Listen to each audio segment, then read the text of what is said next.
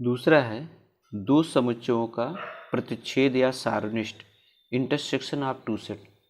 इसको सबसे पहले इसका डिफिनेशन हमने बताया है, इसके पिछले वाले वीडियो में मैंने इसका डिफिनेशन सही सब कुछ समझाया है, लेकिन एक बार फिर यहाँ बता दे रहे हैं। जैसे आपका A intersection B, A intersection का निशान है, इंटरसेक्शन का निशान, ए इंटरसेक्शन ऑफ बी बराबर होता है x that x is element of A and x is element of B. इसका मतलब हो गया कि एक्स जो है ए का भी एलिमेंट है और एक्स किसका है, बी का भी एलिमेंट है। ए एक्स जो है ए और बी दोनों का एलिमेंट है। कहने का मतलब जो यहाँ पर सेट दिया रहेगा ए और बी, जो सेट दिए रहेंगे उस सेट में, जो दोनों सेट में, जो दोनों में कॉमन हो, ए में भी हो और बी में भी हो, ये दोनों में कॉमन है, जो कॉमन अवयव होता है वही क्या होता है आपका इंटरसेक्शन, यानी कि सारोनिष्ठ होता है। अब इसका हम वैन आरेख के द्वारा कैसे दर्शाएंगे। अब इसका हम दो उदाहरण लेते हैं। एक उदाहरण हमने लिया, पहला उदाहरण जैसे लेते हैं, देखिए पहला उदाहरण अगर हम सेट ए बराबर मान लेते हैं, ए बराबर 2 4 7 10, 2 4 7 10, एक सेट हमने ले लिया। दूसरा सेट हमने ले लिया, दूसरा सेट है 3 7 9 10, 3 7 9 10, ये हमने दो सेट ले लिया। अब दो सेट ले लिया तो इसका इंटरसेक्शन निकालेंगे, ए इंटरसेक्शन ऑफ बी।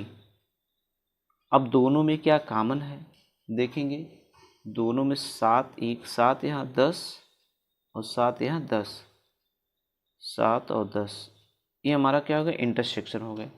अब इसको वैन आरेख के द्वारा कैसे दर्शाएंगे, वैन आरेख के द्वारा देखिए, ये आपका यूनिवर्सल सेट हो गया, आयताकार में लिखा जाता है।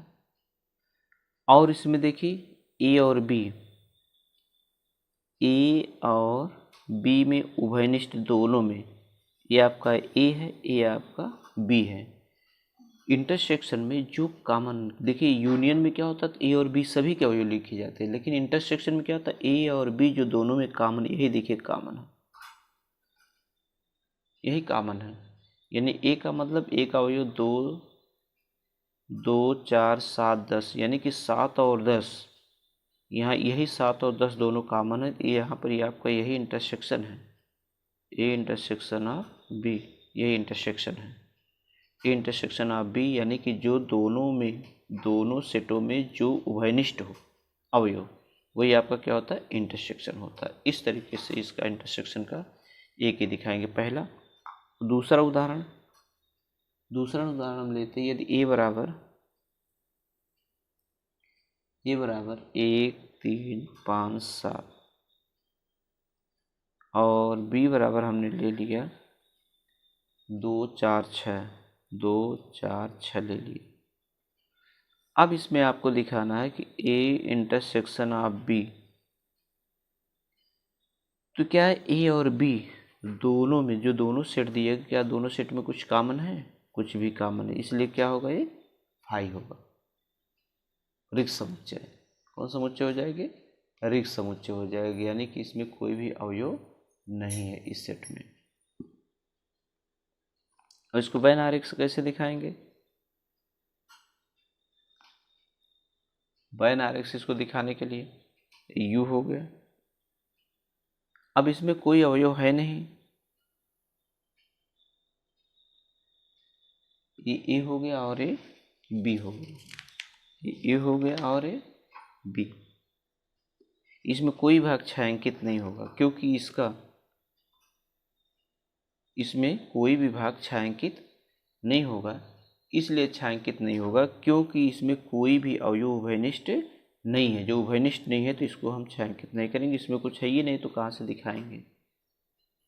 इंटरसेक्शन का कोई अवयव है नहीं, इसलिए इसको छायांकित नहीं किया जाएगा।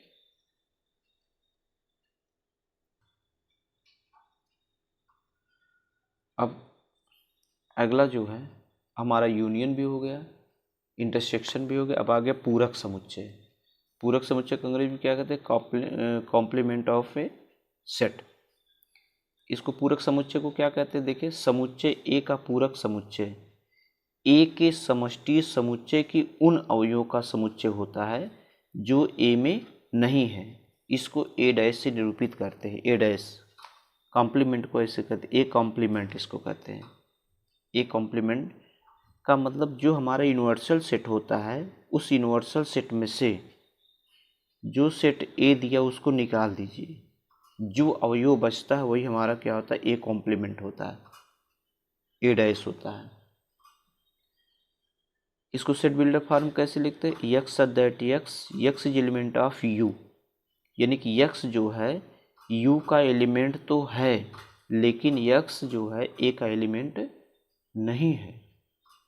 यक्स एलिमेंट ए का एलिमेंट नहीं, x is not element of A. X जो है ए का एलिमेंट नहीं, लेकिन यू का एलिमेंट होना चाहिए यक्स। यदि कहने का मतलब कुल सीधी सी बात यही समझ लीजिए, अगर कोई सेट दिया गया उसका कॉम्प्लीमेंट निकालना है,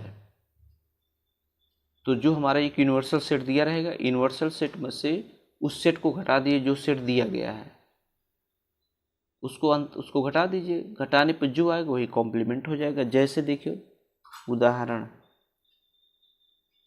एक हमने उदाहरण लिया,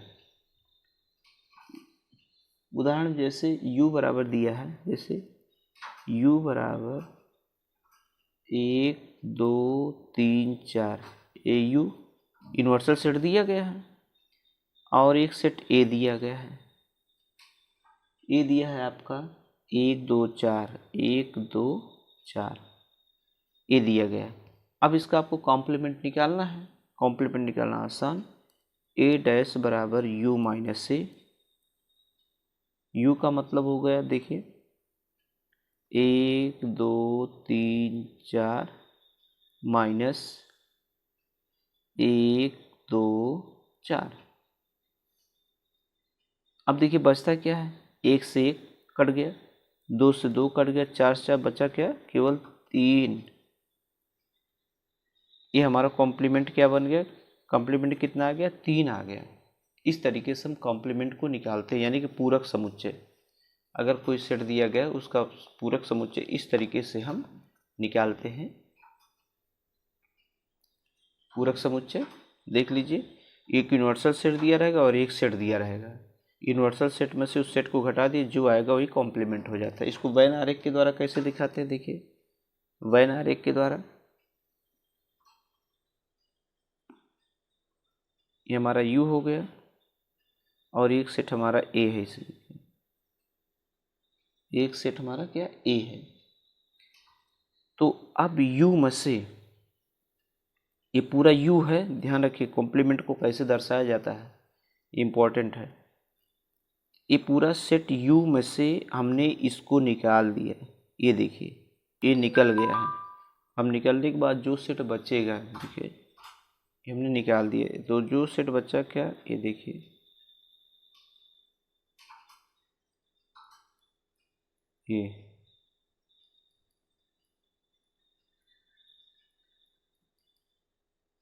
ये हमने जो सेट ये बचा हुआ, जो हमने छायांकित नहीं किया है, वही हमारा क्या है आपका? यानी कि कहने का मतलब हो गया, अब u में से हमने a को निकाल दिया है, ये देखिए निकला है, इसीलिए इसको देखिए हमने छायांकित नहीं किया है। जो छायांकित नहीं किया तो इसका मतलब ये हमारा क्या है? निकल गया है। जब निकल गया, ये निकला हुआ, इसलिए छायांकित नहीं, अगर छायांकित कर देते तो कुल u हो जाता। इसलिए ये बता रहा है, ये छायांकित जो हमने नहीं किया, ये बता रहा है कि इसमें से ए क्या है? यूनिवर्सल सेट में से ए को निकाला गया है। अब निकाला, ये जब निकला तो इसको हम छायांकित नहीं कर सकते। ये आपको कॉम्प्लीमेंट दर्शाता है। इस तरीके से कॉम्प्लीमेंट को दर्शाया जाता है, छायांकित करके। यू में से ए को निकाल दिया गया, देखिए यू में से ए को निकाल दिया गया, इसलिए निकला हुआ। ये बता रहा है कि जो यूनिवर्सल सेट दिया उस सेट में से जो ए का सेट है उसको निकाल दिया गया। अब जो बच्चा है यही हमारा, ठीक है, यू में से ए को निकाल दिया, जो बच्चा वही आपका कॉम्प्लीमेंट होगा। अब थोड़ा सा ये है कॉम्प्लीमेंट के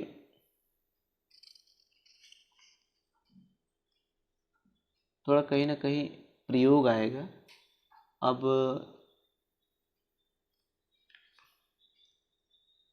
इसको जो है इसका सिद्ध भी है या इसका यूज हम डायरेक्ट कर सकते हैं, और हमारे हिसाब से जो ज़्यादा से ज़्यादा यूज है, देखिए एक दो है।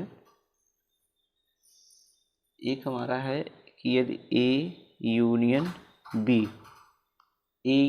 बी का कॉम्प्लीमेंट क्या होता है, A complement intersection of B complement, इसका यूज होगा दो।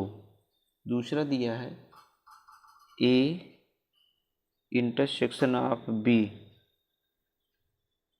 कॉम्प्लीमेंट होता है ए कॉम्प्लीमेंट पूरक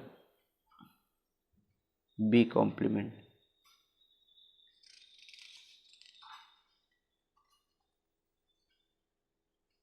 बस इसी दो का ज़्यादा इस्तेमाल होगा। जो क्वेश्चन हल होंगे इस क्वेश्चन हल में इसका यूज होगा। आगे जो वेन आरेख का है, तो कहीं पर अगर इसका कॉम्प्लीमेंट निकालना तो इस तरीके से हम निकाल सकते हैं। इसको हम इस तरीके से देखिए, चाहे तो अभी हम इसको